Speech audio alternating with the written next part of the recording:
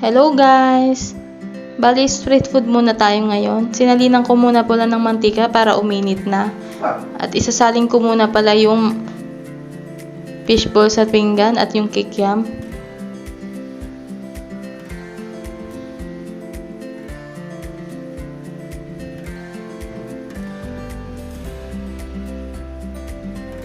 Ilalagay ko na pala yung kwek-kwek sa mantika dahil mainit na siya.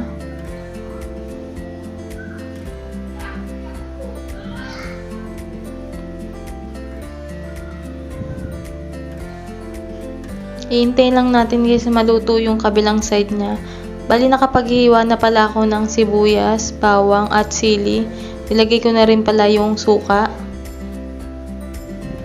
Nilagyan ko pala siya ng konting asin para hindi gaano maasim. Nilagyan ko na rin siya ng paminta at asukal.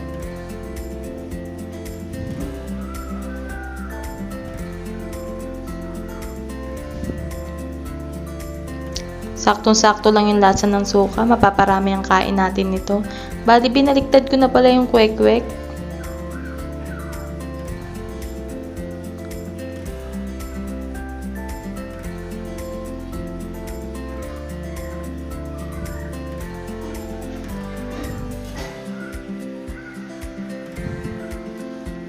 Iahon ko na pala yung isang piraso dyan kasi luto na.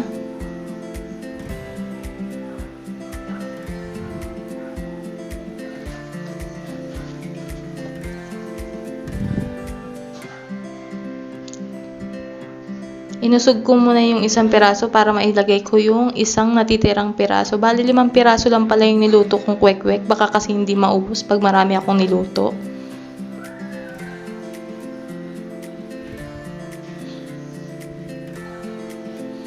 Bali nilagay ko na rin pala yung kikiam dyan. Kasi sayang yung sa kabilang side. Sayang yung mantika at ang init ng mantika.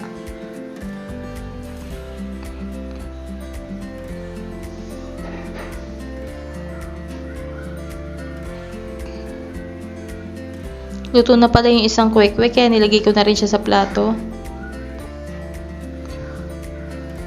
Nilagay ko na rin pala yung natitirang kikiam sa plato para isang lutuan na lang.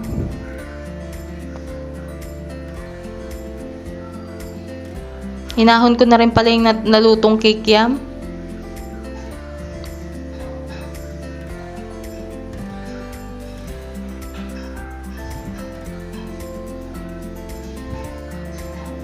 Bali kakapanood ko lang guys nito kagabi sa TikTok. Nag-crave ako kaya gusto kong magluto ngayon. Hintayin lang natin maluto yung kikiam at isusunod na natin yung fishball.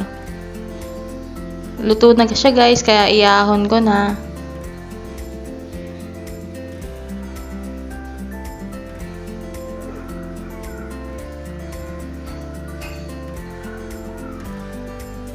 Isusunod na pala natin dyan yung fishball.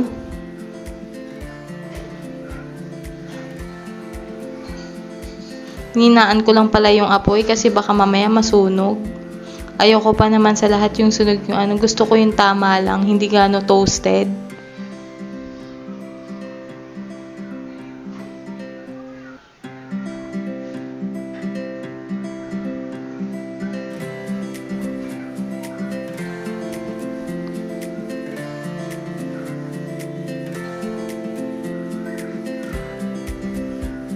Yung ganyang luto lang guys yung gusto ko sa fishball. Ayoko ng hilaw, ayoko rin ng medyo sunog. Gusto ko yung tama lang talaga.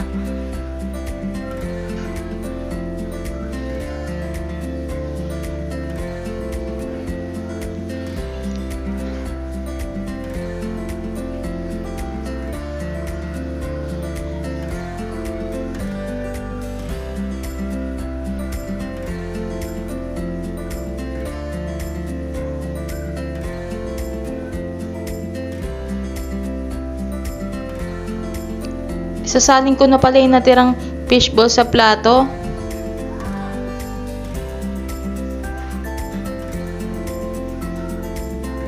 Hintayin na lang ulit natin siya mag-brown.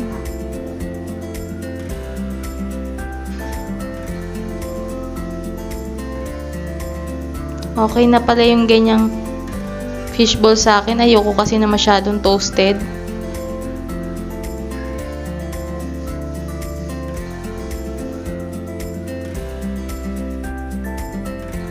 Bali, iahon ko na rin po siya.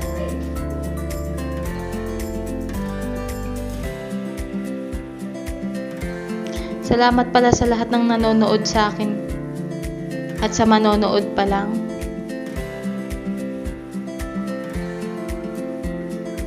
Naluto na po pala lahat siya. Kaya kain na tayo guys. Thank you for watching. See you in my next vlog. Bye!